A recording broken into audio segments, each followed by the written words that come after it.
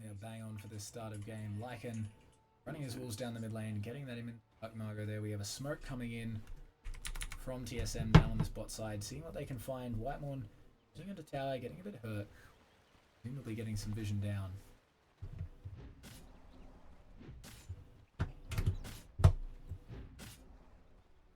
Alright, so 30 seconds to battle.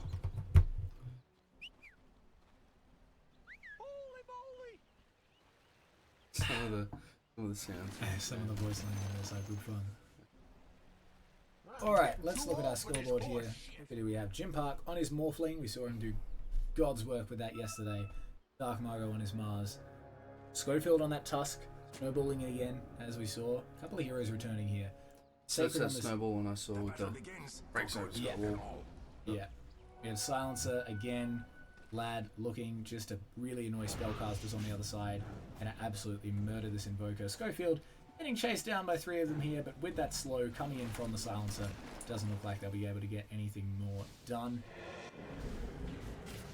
Have so many of this. No, Schofield actually going in, thinking that he can get something down here and successfully doing so. Drive by kill, gets the kill onto Ari by leveling, I believe, is teamwork, whatever that's called, tag team first.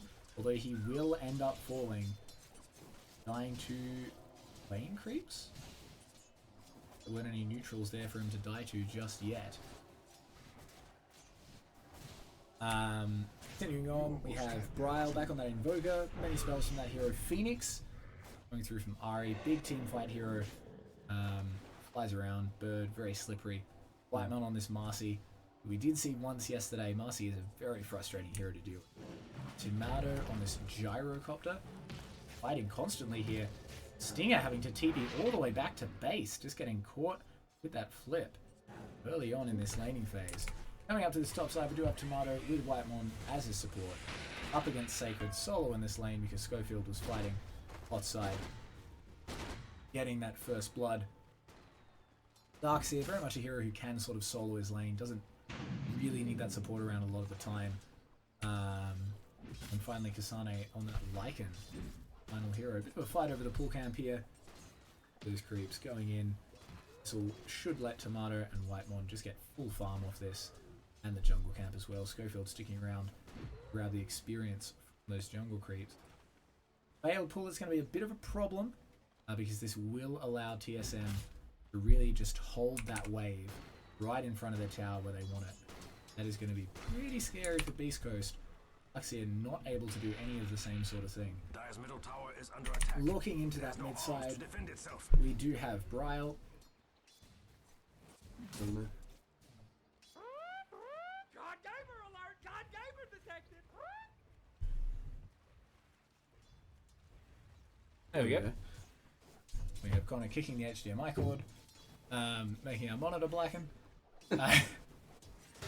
In this mid lane, we have Margo, who, with that full bottle, should have no trouble holding his own here as a melee hero against this Invoker. Ooh, it will get that deny, and the range creep. Very well done. If we bring up last hits and denies here, we are looking at a Margo who is doing pretty well. Bryle will get that water rune. Margo not quite quick enough to stop him there, and of course the spirit cooldown from Secure. A little boogie right there. Nice. In terms of people getting low, we do have Kasane getting very poked out here. He's going to struggle as a melee hero versus the double range duo of Silencer and Morphling. Morphling's health, always deceptive. Not reliant.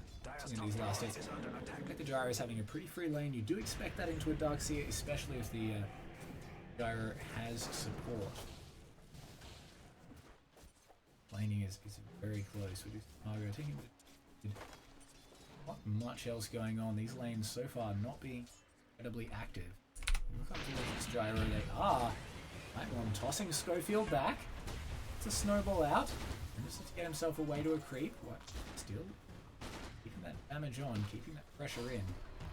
We have finally, because of that Gyro's split got abilities, wave into a point where they can finally farm it in front of the tower. Although those two range creeps getting denied here is a lot of experience if they can manage to pull it off.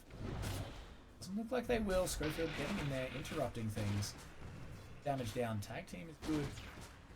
Not good enough to do much of a damage to a Tomato who has his lifesteal going thanks to Whitemon. Middle tower is under Quite attack. a lot of damage going here. Sacred will be able to surge himself out of the way. Skill which lets him get away, unable to be slowed. At Gyro having a very nice time of things here. Whitemon on the bot side though, not being left for dead, having a pretty good time with himself. Stinger really getting poked down here quite a lot by Ari on this Phoenix. That Silencer does not enjoy these attack speed slows at this early level, and Ari, not a hero who has to cast that many spells. Really just has to cast the one. Oh. But playing dangerously. Life on the edge. We do have the Tusk, who's made a roam down, looking to see if he can get a gank in. Left his Darkseer to just hold things top. He's finally has enough points in Ion Shell, making that a possibility. Really would have to go on the Lycan here. Ari can, of course, just get himself away. Denies the Observer Room. Very nicely done. If we're really struggling to find a place in this early laning phase, with he and Stinger sitting on level 2. Out-leveled by both of the supports on the other side. Marcy coming in here, interrupting this laning. Gets the big creep from this camp on Whitemon. Field coming in, getting that blood grenade down. Whitemon going to try and deny himself to neutrals. Does not get away with it. Sacred will be able to get that kill. Make up for that big creep deny. Very nicely done. What's he going to do from here? He does not really have the health to be going back to lane. Let's have one charges to play with. Tomato, lane pushing all the way in. He wants to be killing these creeps. He wants to be heading off to farm the jungle afterwards. He does not want to be stuck dealing with a lane that is being held in front of the tower. As good as that would be for denying it to Sacred. The Radiant should really do something about Come that up. middle tower. Will Fortification get in place. Lotus, the generation that side. Poke down on Sacred. This is a sad time. Oh, Fairfield coming in, has a haste rune. Finds himself a place here.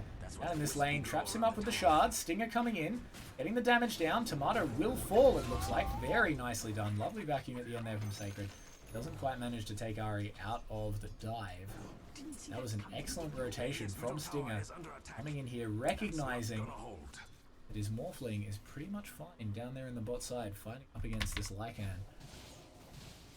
Just not that much Lycan can do against this Morphling at this stage. At a slow of his own, Morphling can always just dive away, has the range advantage to keep poking. It looks like Jim Park is pretty happy so far down here on his carry. Has 2 healing Lotuses, that's excellent for him. This is career, bringing him boots coming in, not that far from the Morbid Mask. It's a lovely start for this Morphling into this game. Mars sitting on vision, placing out an Obs Ward, not seeing the Sentry, which is going to reveal. There we go. And that Sentry should be able to get the D Ward onto that Obs Ward. Lovely bit of gold for him. Bryle, mid Stinger, hang up. Might just be here to look after the runes. Might be here trying to get a gank off. It looks like he's coming in for a gank with Schofield. That is a double rotation, both supports of TSM, in to match Beastcoast's aggression. And being in the area for this 8-minute power room, which will spawn either bot side or top. And it looks like Beastcoast are going to give that rune up. Both of their supports retreating against that aggression coming in from TSM, that counter gank. Our rune, will it spawn bottom or top? Spawns on the bot side. Regeneration rune, no bottom from Bryle, so he will just have to take it full stop. Straight out there. What's that Spirit Vessel? Things important. Charges just as of yet, hasn't been roaming about, but once he gets that, he will be looking to go through these lanes using that cold snap, using the tornado and that EMP, trying to get something done. And really, you have to think it'll be this bot side, this Morphling that he goes for. Lane consistently staying a fair bit more pushed up. Sacred just not spending that much time in the lane fighting out against Tomato. Really no reason for him to, given that Tomato has that ranged advantage. Dark Margot coming in here with the Invis rune. It expires. And all the way back behind the tower. Not finding Tomato. That's because he wasn't backing off. He was looking to go for a play of his own. Double rotation here. Triple rotation. Phoenix coming in. Oh. They're really seeing if they can get this That would be an incredible trade if they can get this Invoker, which they can, and this Gyrocopter. Beastcoast running riot in these early stages, turning what looked like a really well-read gank into a terrible situation. Dark Mogo falls, but the mid laner and the carry falling on the side of TSM. That is beautifully done by Beastcoast. The Dire's top tower is doing its best, but it doesn't look good. One of those situations where you think when Margot comes in, that Invis rune expires on him, he's seen behind the tower, 3 heroes from TSM already there, looks like they're ready to pounce on him, and they do get him, but at what cost? Because there's too many smart rotations already coming in, and Ahri will fall. Radiant's bottom tower is under That gang continuing. I feel sad for them. Schofield on this tusk just getting so much done. Whitemon in danger. There's a TP coming in. Gyro getting in here. If they can catch Schofield. Alright, it looks like this tusk will fall. That'll be a charge for Bryle. Bring him up. Did he get any from that earlier fight? No, so it's just 2 in here on the Spirit Vessel. As it comes in, that courier going to deliver to him momentarily. Is all alone in the world, being attacked. Would be very nice. Urn of Shadows, not bad at all. Does a bit of damage. Ticking down here, but Spirit Vessel doing damage based on the current health of the opponent. Very, very powerful indeed it can be.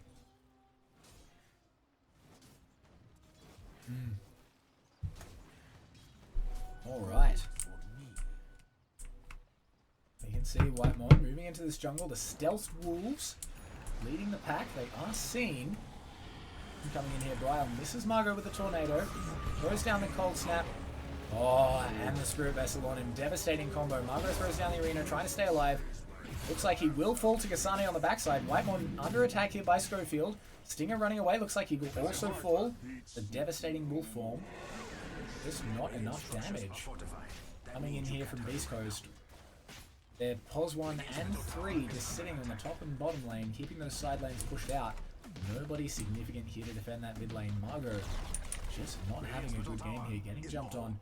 Not really having the durability to survive against the range damage coming in from TSM. Once Kasane gets in there, in that transformed wolf form, he's not strong for long, but he's very strong for that brief fragment of time. We'll see whether with that mid lane down, Invoker wants to go for more here. Currently sitting himself in biz. He's thinking about it. Probably time for us to move to net worth. We do have the gyro sitting atop the gold chart. That Morphling sitting behind. 3k lead for TSM. Just better farm coming off their cores. A lot of it coming from this mid lane. Margot just not really having a game at this stage on Smarts. Interesting to see where he goes from here, whether he transitions into that more tanky build, whether he goes for damage. Trying to achieve here. He does have the Morphling. Morphling really the only significant damage dealer on this team. Acrid takes Kasane. Very well done. Good gank on the bot side. Let's see Stinger and Schofield joining up with Kasane. Really, Schofield has been at the heart of everything good that's been going on for Beastcoast in these early stages. And TSM's been making plays. It's been Bryle, it's been this Invoker, it's been Marcy, it's been Whitemon getting their way in. It's damage down, we have a double damage Invoker moving his way up, see if he can catch Morphling out on this lane. Looks like he will be able to. And this is going to be devastating. Does he get the attribute shift off? It doesn't matter, it goes down so fast. You see the power of having that little extra vision, having that Obsword, having that Sentry, knowing that it's unlikely they'll be able to tell you there. Waiting for Tomato to come into things, giving Dire's middle tower is no chance to escape. It has no arms to defend itself. Inside we do have Bryle farming away, just keeping not rotating much, waiting for his Midas. Interesting, really just doesn't look like he's being that active on this Invoker, only roaming when he gets a rune, really sees an opportunity, he's not throwing it away, he's not doing it pettily, doing when he thinks there's a good reason. And to see him second on that gold chart, it's being worthwhile here. Just a double smoke from TSM, only on Whitemon and on Invoker, the 2 heroes that have really been getting things done in these early stages. I guess they can find Margot again on this mid lane, he's visible on creeps. The kill, will he continue to push forwards? Looks like he will. Told to back off by his team, the Wolves find him. Sees that Helm of the Dominator creep coming in. Very nicely done. Stinger just trying to keep everybody away. Oh no, Dark Margot might be found in the river regardless. Misses the spear. Oh, and that is devastating for Margot. He is going to fall once again in this game. Pops the barrier room, trying to stay alive. Global Silence coming in. He's getting chased down by Kasane with that wolf pack. Looks like he will go down. Meanwhile, on the top side, Schofield diving in to try and buy time and does succeed in keeping Margot alive. Throwing his life away here, but it will be enough.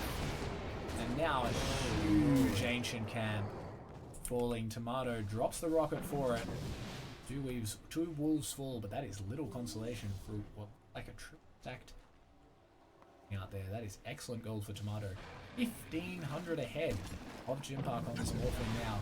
And we think back to yesterday, Morphling had that huge lead.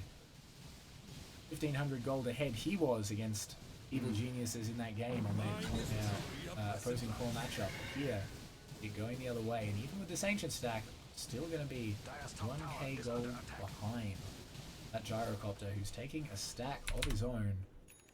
Structures are fortified. A big stack as well. This is going to keep that lead well and truly in force. That's got to hurt.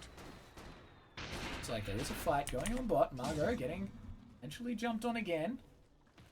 This Invoker and Marcy just relentlessly hunting the Mars. This is not looking good. Bryle finds him. Drops the combo down upon him. Margot does manage to get the spear out. Very well done. Tornado. No EMP coming through here. There we go. Getting it down. Oh, not enough of a jump.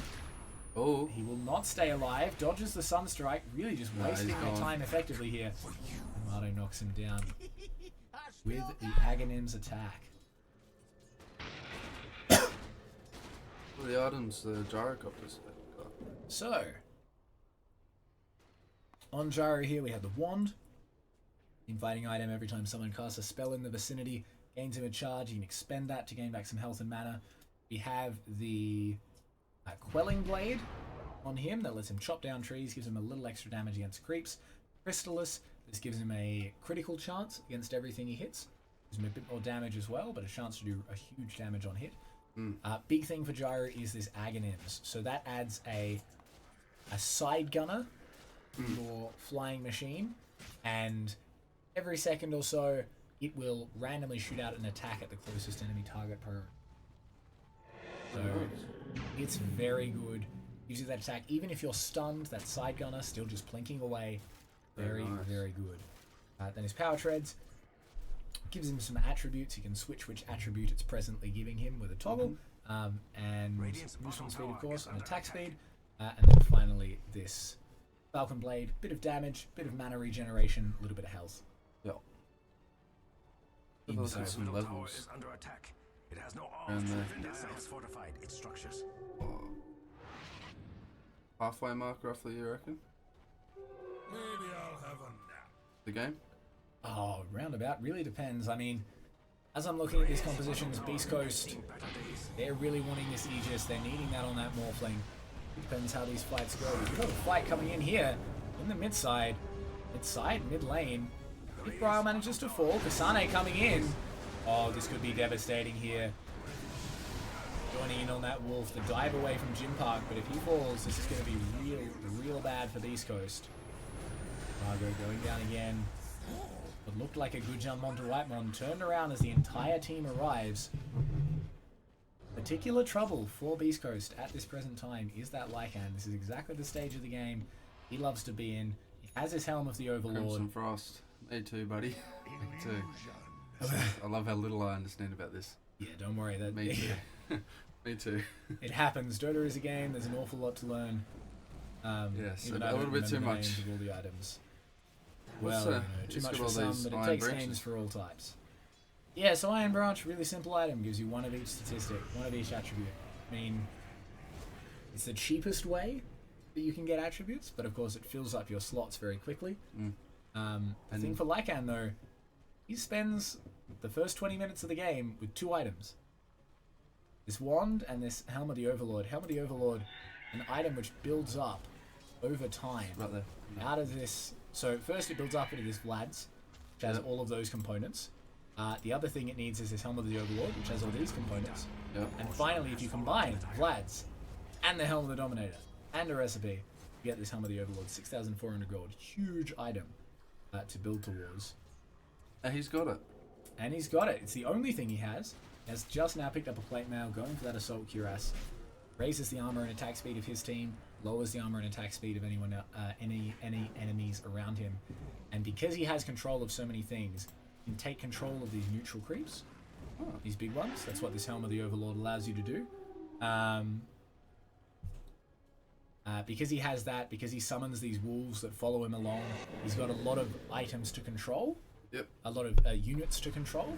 Kind of like bringing the RTS back to the MOBA side of Dota 2. And because he has that, he likes to build items which empower all of the units that he's summoned. So this Helm of the Overlord gains that Vlad's that gives all allied units lifesteal, damage, mana regeneration, and armor. Excellent stuff. This Assault Cuirass will increase attack speed and armor of all the units around him. So really just empowering himself and his team. He jump in here. That is a dead Margot. Really just looks like Beastcoast had very little capacity to fight back at this stage of the game. Yep, the timings here from TSM.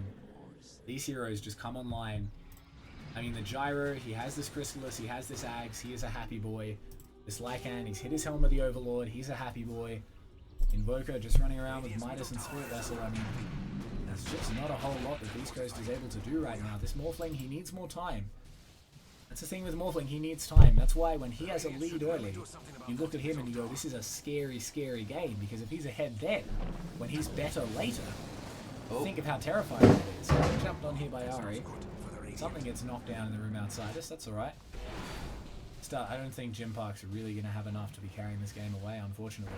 Especially not when he gets found. The Invoker coming in, he's already used his Manta, forced to pop that BKB. Finally goes for that TP away. Himself alive. Thought he would have had him there. Somebody was going to die, but I'm on both sides. Sacred forced to run himself away as Tomato and the rest of the team. I love how they use their little emotes all the time. I just love it. The taunts, they're wonderful. They're taunts, that's it. Oh man, Kasane has this Black Dragon now. Really making havoc of this jungle here. Schofield, love to be able to go in and do something, but unfortunately, does not look that he's going to have any joy there. Zoom from that lag away. It's nothing good happening for Beastcoast. You never want to see this Morphling unable to stand in a lane and attack, but unfortunately, just too much presence and power. Growl jumping in, attacking Sacred here. Whitemon comes in on top of it. Beautiful vacuum from Sacred to interrupt the jump from Whitemon. That was gorgeous reactions, but unfortunately, it will be enough to save him. Nice. As well, keeping himself just not enough lockdown there after the surge. Unfortunately, it does mean this push composition is coming into its own. The Lycan creeps doing huge damage to this top tower. Arne Tomato keeping themselves there. Unfortunately, Gym Park just not able to do enough damage here. Oh, the push. Push strat coming in here from TSM. It has worked perfectly, and they are peaking right when they need to. 13,000 briefly, gold lead, 11,000 now. Tomato just standing on that high ground with the Aegis, shooting away at these towers and these creeps, these buildings. This is not good. And Beastcoast, they're going to have to go for that Hail Mary. They're so far behind, but if they don't win a fight now, this push comp is just going to bosh them into oblivion.